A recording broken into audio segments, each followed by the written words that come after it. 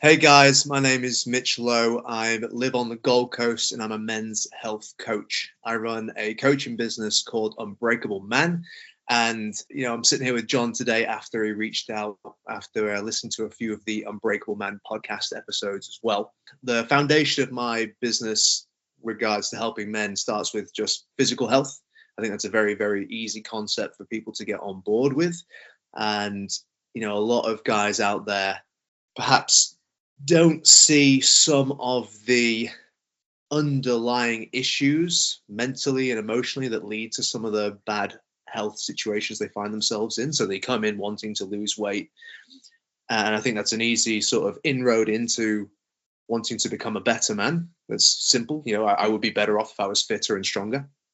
And then as they start that journey, they realize that a lot of the things that have led them down the path of being physically unhealthy or unfit or lacking in strength or personal drive, whatever it might be, we end up getting to the bottom of what those root causes are and working on the man on the inside as much as the man on the outside. And we do that through talking as a group and through open conversation and encouraging that. And we do that through helping guys push their limits, not just in a physical sense, but also in a mental sense. And a lot of that comes from facing our own fears and facing our own doubts. Because at the end of the day, what I really aim to do for myself is to become as physically fit as I can be and as mentally strong and confident as I can be for myself and the people around me. And through wanting that for myself, my part of that process is also extending that same opportunity to other men who are also out there trying to create the same sort of thing for themselves. And a lot of the guys that work with the fathers as well. So, and I look forward to being a family man myself one day in the not too distant future. So a lot of this work is about setting myself up to be strong and capable and confident for the people that I'm going to be responsible for in the future and making sure we're doing a good job there. And I think that benefits not just myself and the people immediately around me, but society as a whole. If we have men that are taking responsibility for the things in their life that aren't the way they want them to be, and then as a result of getting stronger themselves, taking responsibility for improving the lives of the people around them, I think we get a better society as a result. Hello there, I'm John Coturillo, the life coach of your listener in Melbourne, Victoria, and the podcast of the same name. As a coach, I combine evidence-based strategies with a wealth of personal and professional experience in order to comprehensively help people to learn about their minds and make the changes that they desire in life. In doing so, I work to combine the best aspects of traditional therapy and contemporary helping professions while addressing the limitations of both. And on my program, I discuss social science and critical thinking. Welcome to this collaboration between the Unbreakable Man podcast and the Your Listener podcast. Today we'll be discussing the differences between how men and women tend to learn particular messages that are critical to their lives. And we'll also be discussing how some of these differences may be either socially or biologically constructed.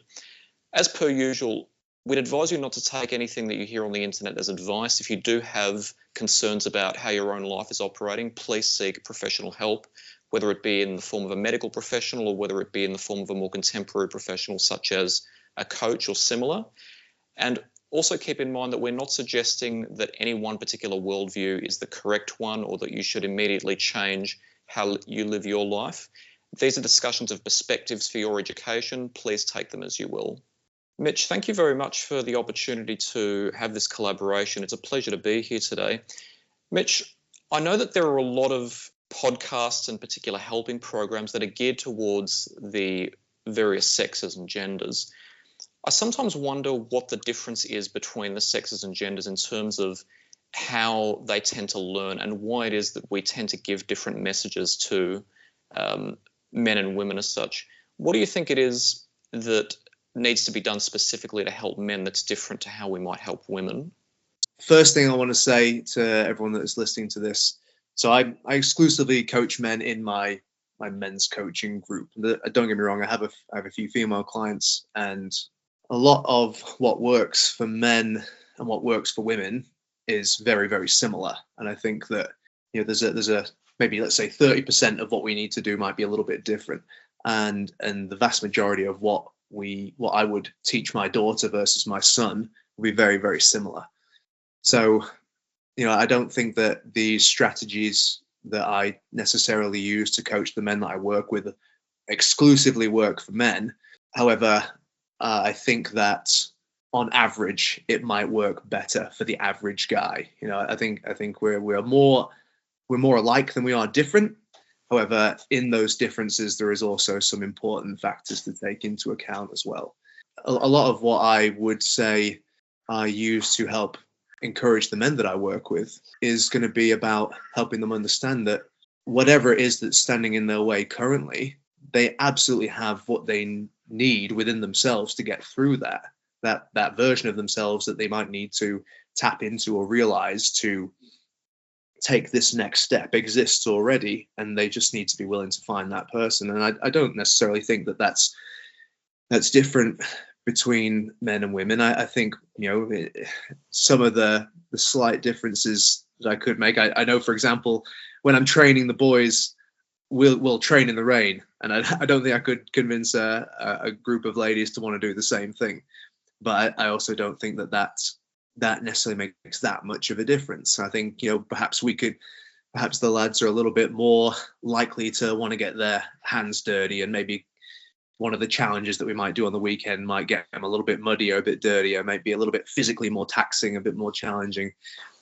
And whilst I also think that I know plenty of ladies that would put their hand up for that as well, I think that majority would tip in the direction of men in that regard. And I think also when it comes to the coaching that I do with men, I talk a lot about responsibility. I talk a lot about being capable of carrying more than your own weight. I think that's what men want. Ultimately, that's how we want to feel. I think we'd like to be the protector of our family. We'd like to be the provider of our family. We want to be the rock and the backbone. And I don't think it's wrong to want to do that. And I think that is a beautiful target to have for yourself in your life if you can fill those shoes. I don't think there's much out there that could be more meaningful as a man to be more than capable of being the protector and provider for the people that you love. And just as fathers protect and provide, women are very much capable of those things as well. However, I do think that if we were to pick the things that we were best at, or more than likely to be best at fundamentally within our nature as men and women, then that caring, nurturing side might be come a little bit more naturally to women than it does to men. And I don't think it's a bad thing for a lady to want to focus on that a little bit more if it's a strength that comes a bit more naturally to them. I think as men, it is a requirement perhaps to really knuckle down and become your absolute best. And that's not to say that women shouldn't be out there pushing for their absolute best. But I think, if a lady was focused more on taking on that nurturing, caring role in the family unit, then she's already got a hell of a lot on her plate to focus on, and that's where I think it is a man's absolute requirement and role to step in there and do whatever he needs to do to make sure that she has whatever she needs to do a fantastic job, caring and nurturing. Those are excellent points, Mitch. And I like your emphasis on the greater number of similarities between the sexes than the differences. It's a really important idea that there are universal positives that from which every person can benefit. So having appropriate emotional control when it's appropriate, being able to provide for oneself if one is ever left alone, being able to have certain life skills like how to look after a home, how to cook, how to clean, how to look after oneself, how to recognize one's own needs and look after them. Even though men and women are biologically quite different and may have different biological needs at times, anyone can benefit from having those skills of independence and hard work and wanting to pursue one's personal best, because in the end, anything can happen to anyone, and any person is vulnerable to being left without assistance. And even though that's not ideal, if somebody has skills to be able to overcome adversity, they're more likely, whether they be a man or a woman or otherwise, to survive than if they have none of those skills and are only following the skills that are typical sociologically of their particular gender or sex. So, as you said, often if you teach exactly the same core message to both sexes, both will, or to any particular gender, anyone can potentially benefit from it. It sounds as though the key difference, one of the excellent points you made, is how you communicate the message so that the person is actually wanting to listen to it and actually pursue it. Yeah, definitely. Definitely. And look, like I said before, I mean, it's going to come down to the personality of the individual. And, because there are definitely women out there that want to get direct driving kind of motivation. I would just say that there's fewer women that prefer that versus the amount of men that prefer that. And obviously if I was working with someone one-on-one, it'd be a matter of me learning about how they like to be driven, how they like to be coached, and then catering the experience to that. I might start in a particular place based on some assumptions, from, based on gender and all that sort of stuff. And then from there, I adjust and do my very best to get it as right as that person requires to get the most out of the experience. One thing that I was going to mention about, a lot of these traits being relevant to both sexes is I think about my girlfriend and her developing mental and physical strength, her developing, a sense of personal drive, of responsibility, of commitment, all that sort of stuff, leadership, everything like that. That's why would you not want that in your partner if you're a man? It's certainly going to make your kids definitely going to have a better upbringing if they've got a strong, confident, competent mother as much as a strong, confident, competent father, right? So that's exactly what you should be looking for.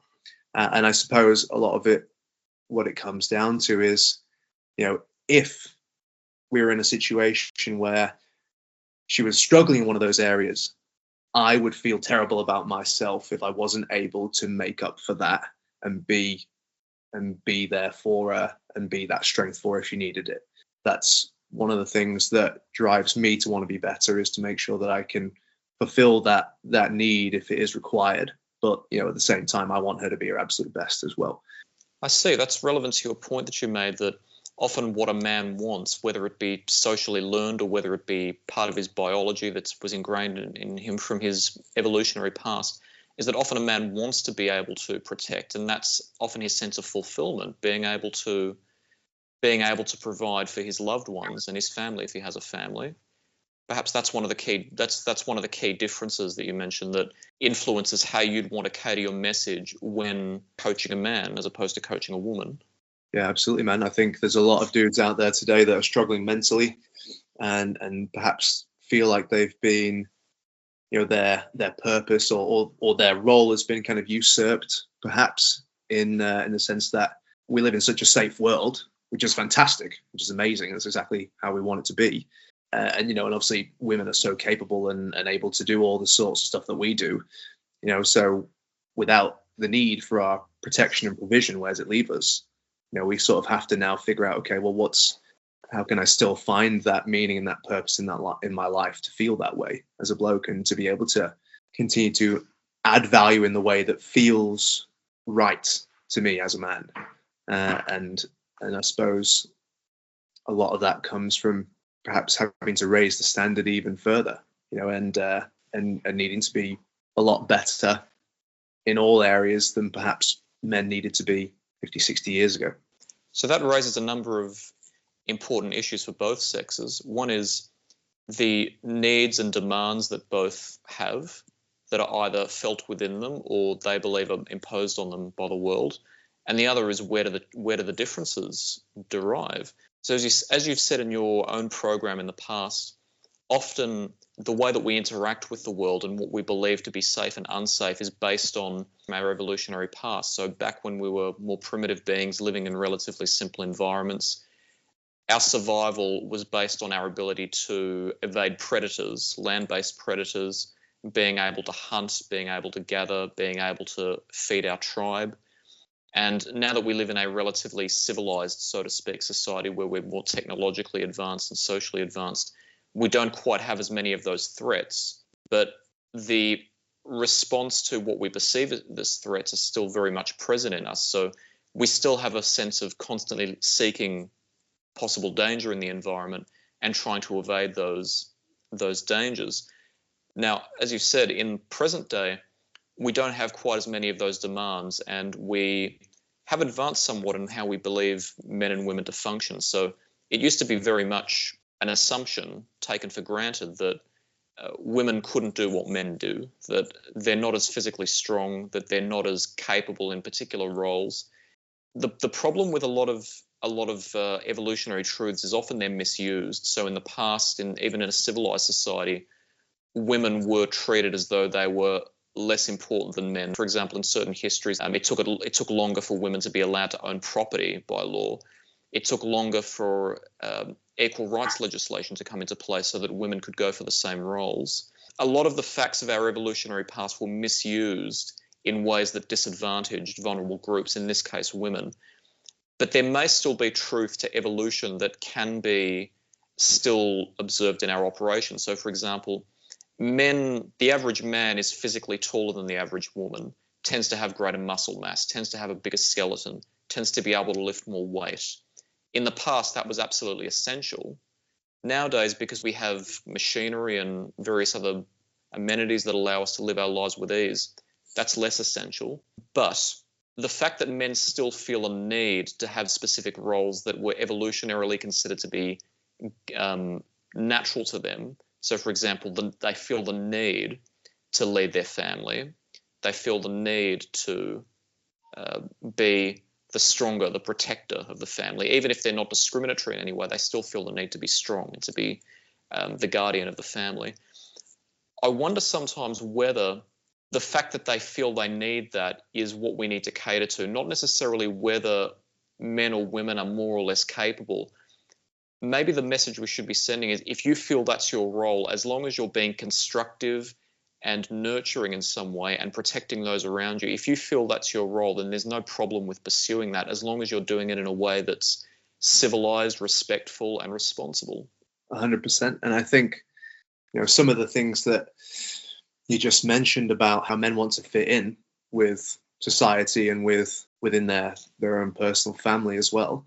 I also think that a lot of those traits that men think are good within them, or that particularly are associated with masculinity, I think that's also what women want from their men as well, to be honest. I don't think any woman would have a preference for a physically weak man, and that's obviously not the only thing, right? Like it's intelligence, it's connection, it's communication skills, it's confidence. There's a whole range of measures that a woman is going to look at to decide whether a man is a good man for her. But I do think that a lot of those things that we as men typically aim for, and perhaps in some ways have maybe been a little bit chastised for prioritizing in ourselves, is also kind of what women really like about us. Like I said before, I think if a woman could have exactly the same bloke, but one guy was weak and one guy was strong, she'd want the stronger guy. I think a woman wants a man who she feels could protect her physically and also emotionally, from some of the struggles that she might have in life. And I think that if she could have a man who was capable of providing for her, didn't necessarily mean that she couldn't go and work and have her own career and her own lifestyle and all that stuff, but knew that, hey, my man's got it at the end of the day. I think all those things are absolutely traits that women definitely find attractive in men. And I think men know that as well. And so even though maybe we are not encouraged as much to go in those directions as perhaps we were in generations past, where it was a bit more, there was a clear division in roles, I think that those traditional and more evolutionarily things that have been kind of outlined already, those things are a part of our DNA. And I don't think it's something that we can necessarily cut out. And I think it is something we need to cater for in some way. And I think the way that we cater for it, especially, I can really only speak to the male perspective, is help men become physically strong, mentally strong, confident, capable, and nurturing at the same time, obviously better communicators, more thoughtful. And I think that that's going to lead to better outcomes for men within themselves and also between men and women. Because one of the saddest things that I see today, I work with a lot of fathers who are married, is their relationship breakdown. And I see, obviously I know the guys that I work with very well, And you see them making the same mistake over and over again. And you see them kind of missing the cues that their woman is giving them about what she wants, about how she would like him to perhaps take some of these responsibilities on. And things don't go the way that they want them to go as a result of that. But it's not necessarily something that you can just tell somebody. I think we have to see these things for ourselves and have those experiences that make it clear to us that we need to make a change. Indeed. And you expressed a really important idea there about what a woman might necessarily seek when looking for a male partner. And often, as we all know, when we find somebody attractive as a partner, often we can't give a concrete explanation as to why we find somebody attractive. We can often state the qualities that we like about them, for example, their intelligence or their caring nature or the fact that they're dedicated, the fact that they're honest, some of those more identifiable traits. But sometimes you might be considering two separate people who have very similar traits, but one you find more attractive than the other. And it's very difficult or impossible sometimes to really state why do you find that person more attractive. And the idea of a woman finding a physically strong man more attractive, perhaps even if she can't identify, perhaps there is an evolutionary reason for it, that again, at one point in history, a woman's safety depended on her man being able to protect the tribe. And so she was just programmed to seek partners that were stronger because that increased the likelihood of survival. Because from an evolutionary perspective, Mother Nature doesn't know anything about attraction or love. All she knows is what's going to help the species replicate and keep itself alive throughout generations of reproduction. So it's it works on a relatively primitive principle. And of course, as civilized beings, we have to take responsibility for our biological urges. For example, sometimes we have to use rational thought or more advanced thought in deciding how to live our lives. But when it comes to finding a partner attractive or unattractive, sometimes those evolutionary aspects still come into play. And there's also always the question of, is it sexist to expect something of your male partner or your female partner? For example, is it sexist of a man to only want to date an attractive woman? Is it sexist of a woman to only want to date a physically strong man? It kind of raises ethical questions, but in summary, you could say, well, it's not sexist to find somebody attractive or unattractive, but it could be sexist when you start prescribing what a man or a woman should be without any room for individual difference.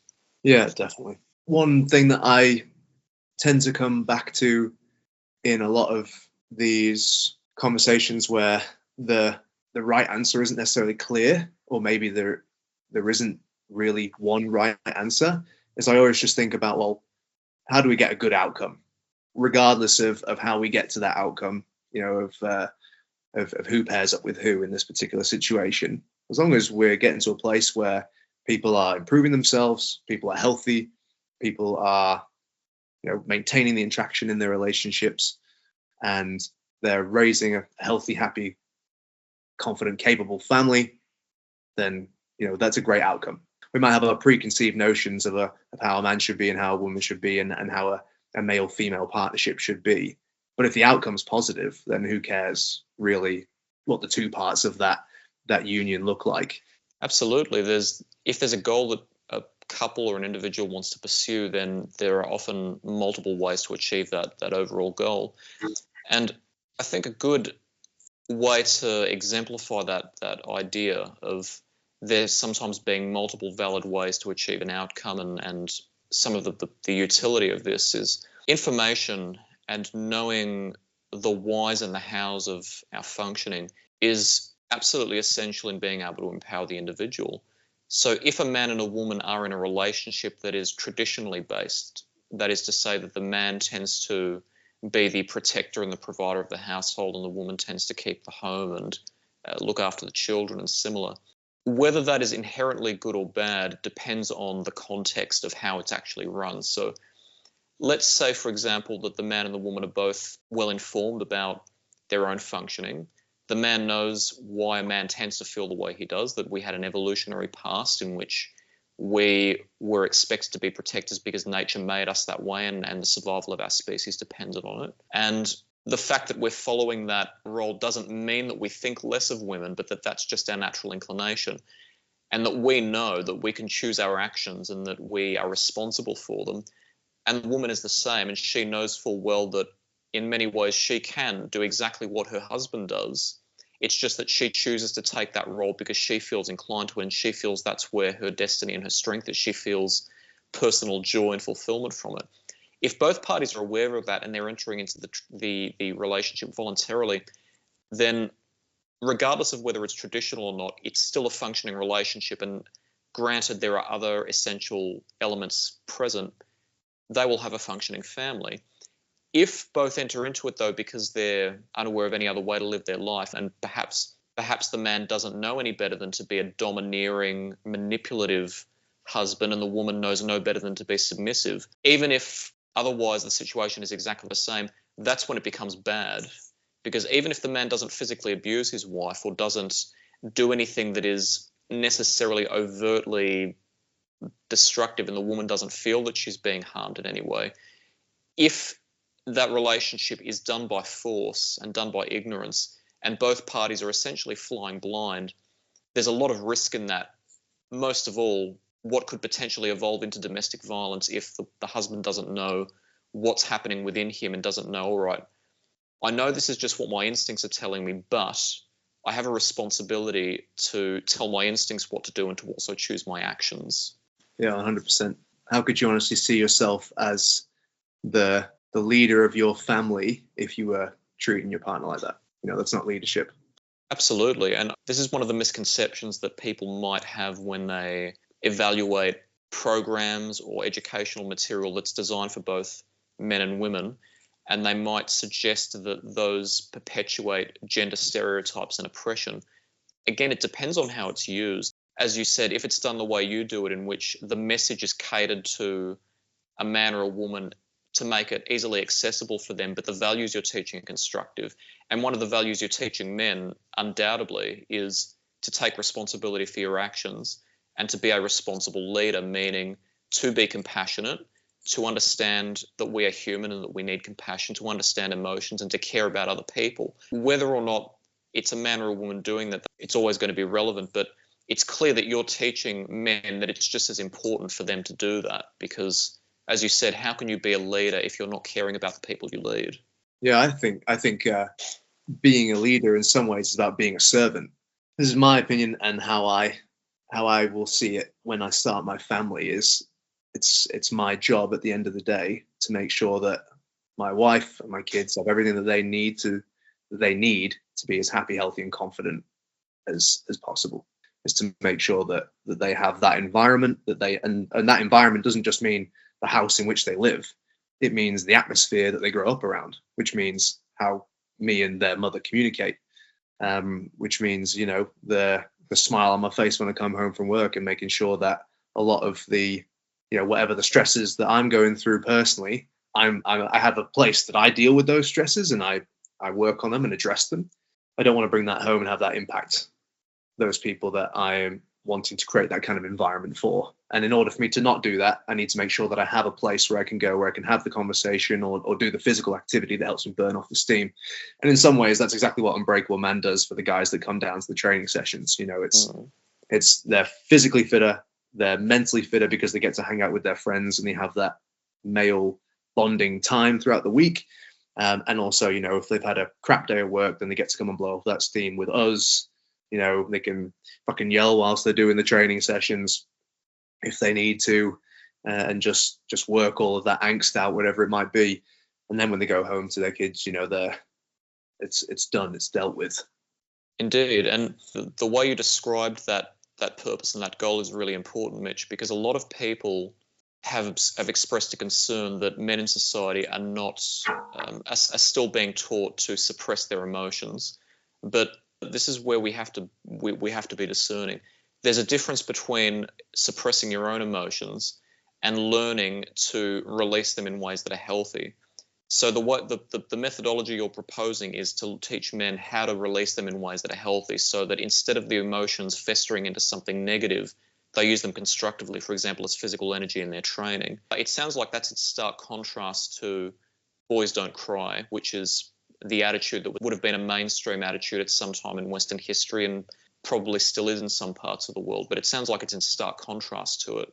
Yeah, I think that things have changed a lot. Men are encouraged to talk more and more now than ever before. And I think that there's a fine balance we've got to kind of manage here as well, because we definitely need to address whatever the stresses and frustrations that we have. You know, we don't want those emotions to come out or for us to get snappy or to have a negative impact on the family environment. So part of dealing with that is having a release, having something to help you release. And a part of it is also about cultivating mental strength, because you're going to have to deal with those things. It's just part of it. Everyone does, men, women, doesn't matter who you are. So part of it is being able to carry that weight and then also being able to drop that weight off somehow, and having both of those things working in tandem, because, you know, maybe you can't necessarily drop the weight off right now. You know, there are like guys will have, they might be a manager at work, or, you know, they have a lot of responsibility in their career, and that responsibility is a burden, and it's there whether they like it or not, and we have to be able to carry that and still be the guy that we want to be for our family when we come home to them. So a part of having the mental strength to be able to compartmentalize that when you're in certain environments is really important, and that's something that I think is a skill that needs to be developed. And it's some of the adventures and events that I run for guys is about putting them through stressful situations so that they can learn to control that fear or that self-doubt, and not have it stop them from taking the next step, whatever that next step's going to be. So, and that comes with practice, just like anything else. Just like if you're training weights in the gym, or if you're learning to read or write, whatever it is, it's about having done the reps, so to speak. And then when you mentioned about, you know, men crying, I think that, you know, obviously in the day that was a definite no. And then at the same time, though, you obviously don't want to be a bloke that cries at every little thing at the exact same time. There's a balance there, right? Like, we can't just be all emotion or non-emotion. It's got to be somewhere. There's some happy medium in the middle. You know, we have to have enough strength to not break down, but we also need to be able to, you know, have that release. When it comes to dudes crying, because I've seen plenty of blokes cry at some of the events that we've been running, and we have some very personal, very deep conversations, and it's a difficult challenge that a man is dealing with. And my approach is, what's the outcome here? You know, if having a cry right now is what you need to do to release some of that negative emotion, to get yourself back in a headspace where you can think clearly and move forwards, then that is exactly what you should be doing. That, I think, you know, it has some utility, like you were saying before, to decide to go that way. And if that makes you a better person in the moment, then fantastic, so be it. And at the same time, you also want to, I believe, in certain situations, maintain that air of mental strength and confidence, and to be able to not break down when that is required. Because I think there are also moments where you might want to, but you know that if you do it, then it actually makes the situation worse for everybody else. And some moments you do just have to be strong as a bloke, and you do have to sort of take on that role. So it is a balance. And again, we could definitely have a discussion about when are the right moments and the wrong moments to do that. And that's going to be a very subjective thing and a personal thing. But I think that there is a balance to be struck there somewhere. Absolutely. There always needs to be a way to handle emotions adaptively. But as we also said, both men and women living in the society in which we live have had to adapt in that way. Which brings me to an interesting point. In one of your episodes, I understand you interviewed a gentleman who had suffered from depression, and I believe he might have attempted suicide at some stage. And he talked about what he believed to be the factors that were underlying his depression. And I remember him mentioning that he believed he may not have felt enough gratitude for what he had in life. I'm not sure how general that is. I'm not sure how many men express or explain the reasons for their depression or their anxiety in that way.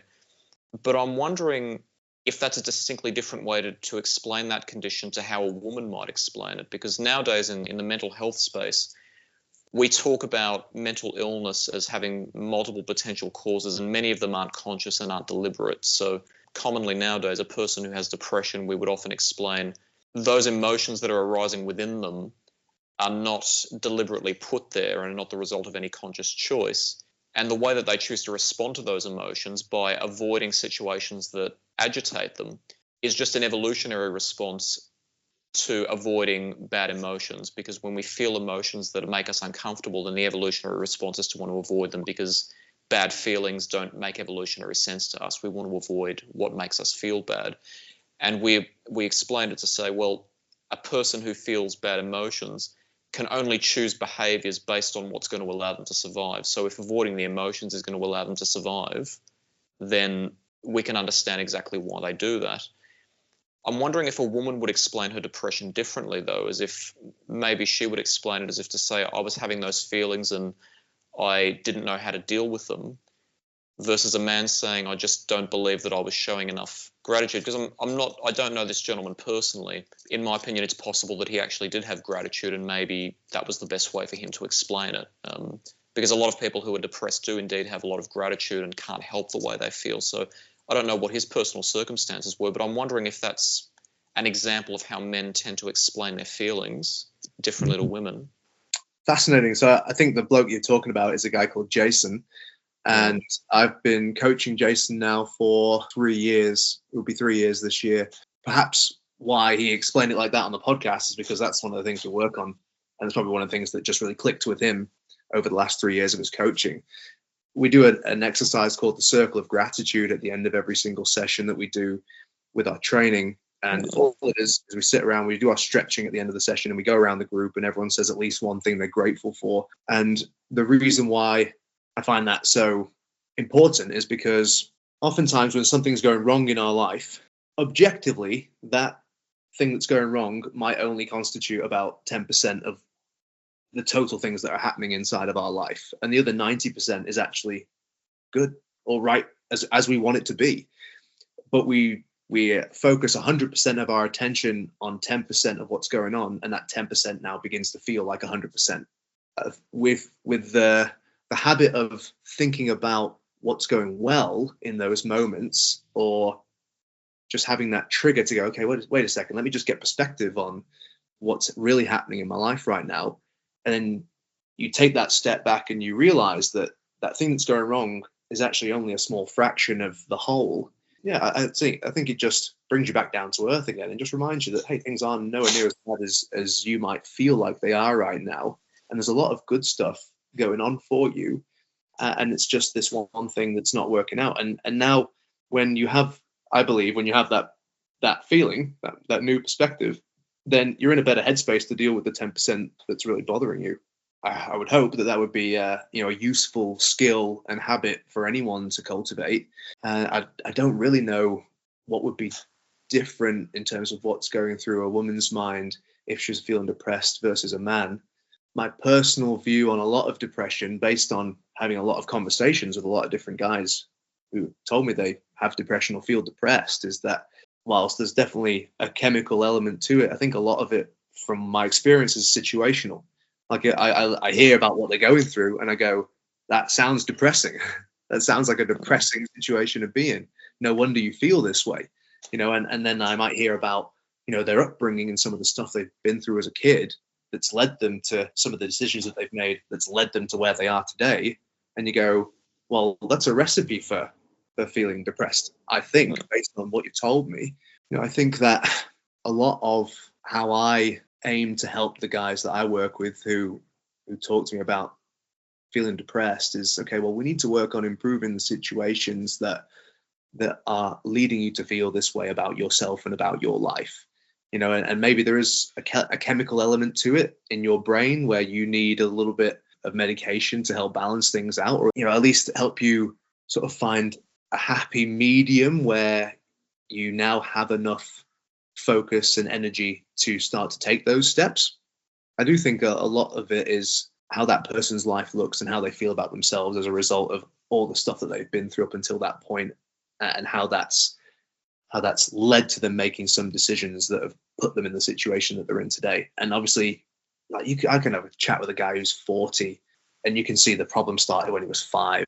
There's been several big failures along the way. Maybe it's relationships, maybe it's with his kids or with his career or something like that, and that have all snowballed into what we see now.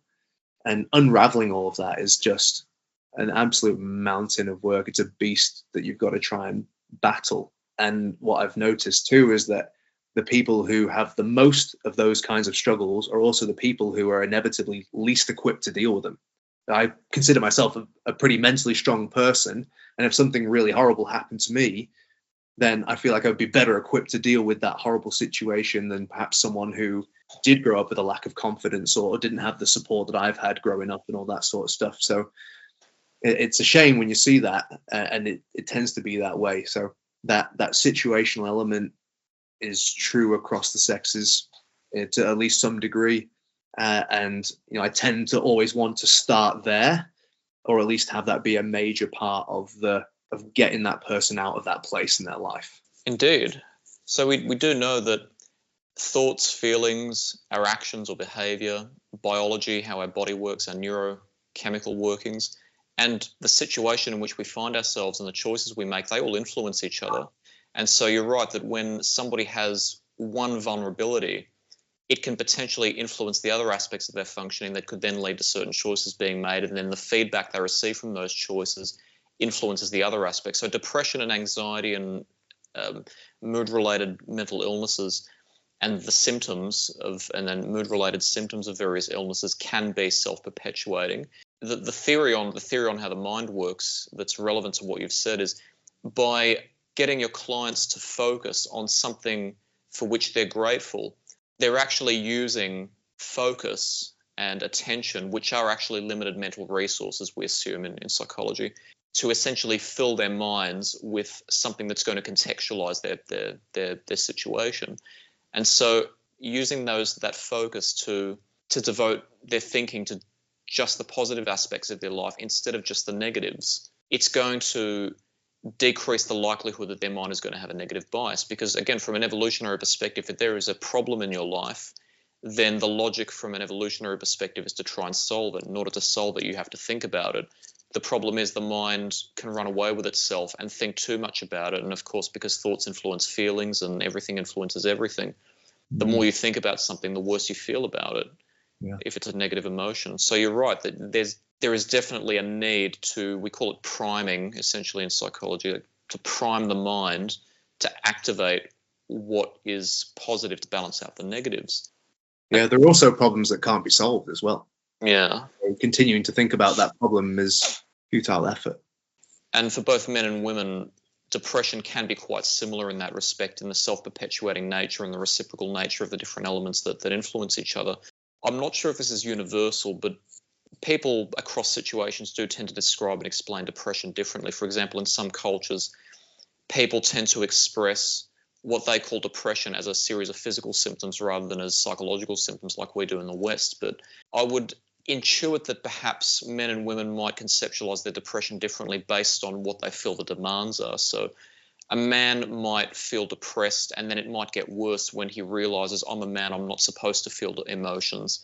And that weight of the responsibility that he feels of trying to suppress his emotions and not being able to might make him feel worse about himself. Perhaps a woman might feel similar demands. She might feel, well, I can't be emotional because it's my job to tend to other people's emotions, not to care for my own. And so that demand makes her feel worse about herself. And so it sounds like the approach that you take really speaks to that aspect of a man, because you're showing men it's okay to talk about feelings and it's okay to feel them. And most importantly, you still have the ability to make choices to change your reality in some way. Of course, for the situations in which that is true. The catchphrase or the motto for Unbreakable Man is men aren't born, they're built. Mm-hmm. In the sense that, it's a man is something that you develop into. There are certain traits that you have to cultivate throughout your life. It's not just something you're given. So obviously we spent a lot of time in this podcast episode alluding to some of the differences between men and women. We've also spoken a lot about nature versus nurture as well, haven't we? And how much is nature and how much is nurture? How different are men and women? Is it because we raise boys and girls differently, or is it because they inherently start out a little different and then we take them down separate paths as a result of those slight differences in the beginning that then become larger differences over time with those different cues that we might give our daughters versus our sons? If there are any, what would you say are the differences in the transition from a little girl becoming a woman versus the transition of a little boy becoming a man? I'll preface it by saying that throughout sociology and psychology history, there have been studies conducted that demonstrate that both nature and nurture play important roles in how men and women develop, how they function, and how they perceive themselves. It's too complex for us to know exactly how much of each factor influences, but we know that both are relevant. There are the obvious physiological differences from an evolutionary perspective. Both people are becoming ready to raise a family according to biological design. In terms of psychological and social functioning, I'm not sure of the statistical generalizability of this suggestion, but my intuition based on my experience and professionally is that throughout the developmental period, I'd say boys may be slightly less likely to talk about feelings during that period. During puberty, feelings are quite agitated in some way because of the functioning of hormones and neurotransmitters. Feelings can be quite unstable compared to other periods of life. So pubescent children do tend to feel feelings quite strongly. A boy might be slightly less likely to talk about his feelings, perhaps because he may perceive that it's not manly enough and he's trying to grow into a man that he perceives is going to be accepted by society. Maybe men are less likely. Perhaps a girl who's pubescent might be more likely to talk about her feelings. Statistically speaking, if there is going to be aggression in somebody who's becoming an adolescent, it tends to be shown more by boys. Again, it's a product of hormones, specifically testosterone, preparing the man to be physically fit so as to be able to, from an evolutionary perspective, defend his tribe or defend his family and protect his partner. And so, seeing as everything is heightened during the pubescent years, if that strength or that tendency towards becoming physically strong is amplified in some way, the boy's going to feel more inclination to be aggressive towards other men in order to defend his territory, so to speak. Now, that's not to say that all teenage boys are aggressive, but that if there's going to be aggression, it's probably more likely to be shown by a boy. If there's aggression from a pubescent girl, it's more likely to be what they call relational. In other words, it's aggression in the form of hostile sentiments communicated rather than physically enacted. So, for example, verbal bullying and psychological torment are more likely to be enacted by pubescent girls than by pubescent boys. But again, that's when those behaviours take place. There's also importance to be said for having a solid relationship with the parent of the same sex, because often when we enact the roles that we believe are suitable for our sex, the closest person we have to use as a role model would be the parent of the same sex. So we may tend to bind ourselves to that parent because we're looking for guidance on how a boy should act or how a girl should act when he or she respectively becomes a man and a woman. What's been theorized to happen is that often the differences aren't just as a result of the biological innate tendencies, but also in the environments that the parents create.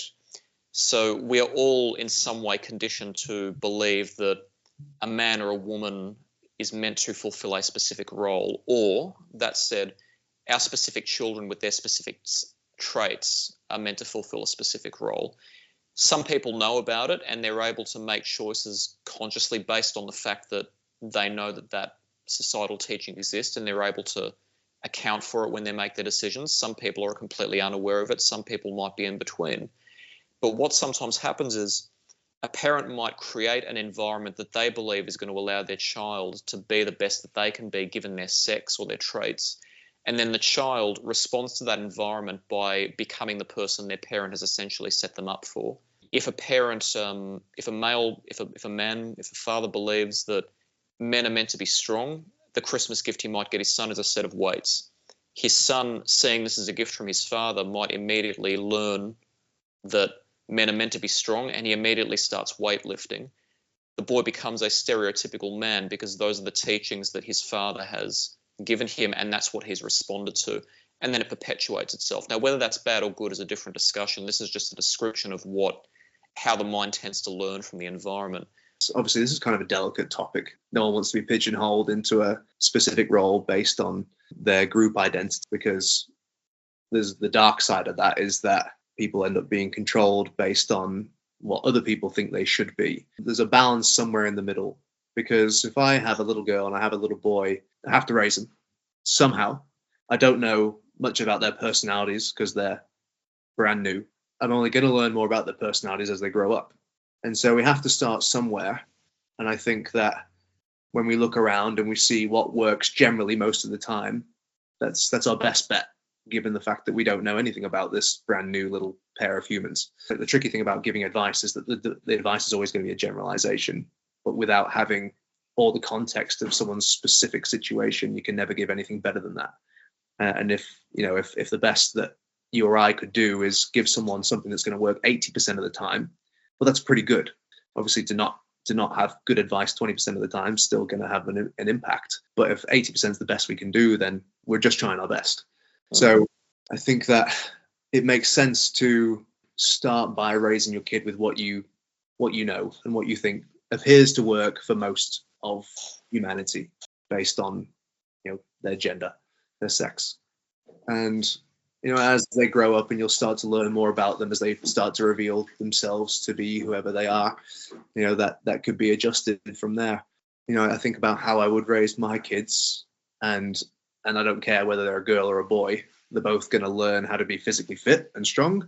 They're both going to learn how to handle themselves from a self-defense perspective. They're both going to learn how to cook. They're both going to learn how to clean and learn discipline and all that sort of stuff. None of that's going to change. If I have a son and he's got a little sister, then I'm going to make sure that he knows that he needs to be his little sister's protector whenever they're out playing on the playground or anything like that. And to be honest, if I had a little daughter and she had a little brother, I'd probably say basically the same thing to her, because she's still the older one of the two.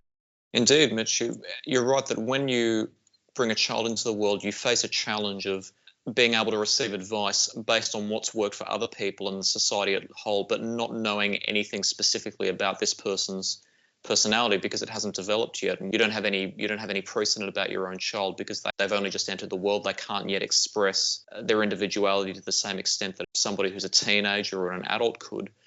And so there is actually an argument to be made that the objective rationality of something is less important than the structure it creates. And so people who advocate for a traditional society in which men and women perform traditional roles and in which children are raised according to traditional standards. And this is also an argument posited for religion, not to say that this is good or bad, but it's an argument that's posited. It's a description, is that the human mind works best when it has a structure and a form of certainty that is created through our actions.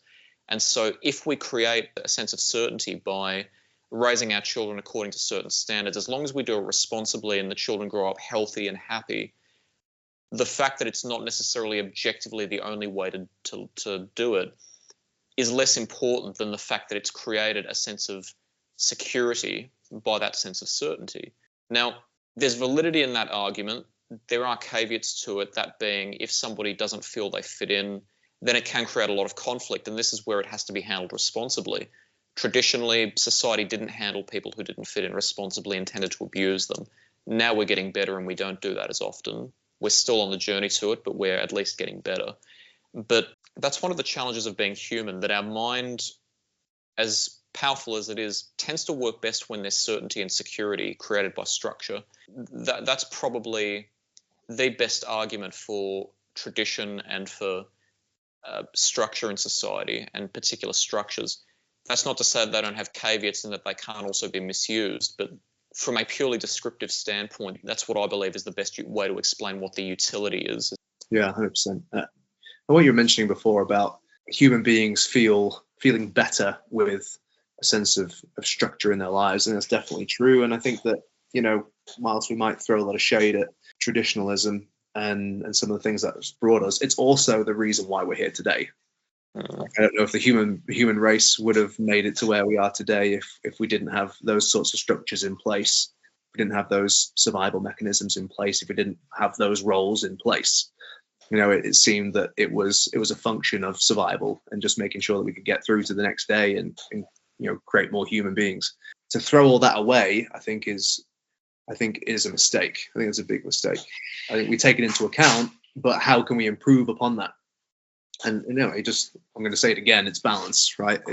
As you were talking about what you were mentioning there, it reminds me of the yin and yang symbol, and how you've got the dark serpent and the light serpent, and one is order and one is chaos. And you might look at that and think that order sounds good and chaos sounds bad, but that's not true at all, because too much of one is just as bad as too much of the other. We need rules and structure, because that gives us confidence in the future and where we're trying to go. But we also don't want to feel trapped. We also want to have the freedom to be able to live our lives the way that we think is right for us personally.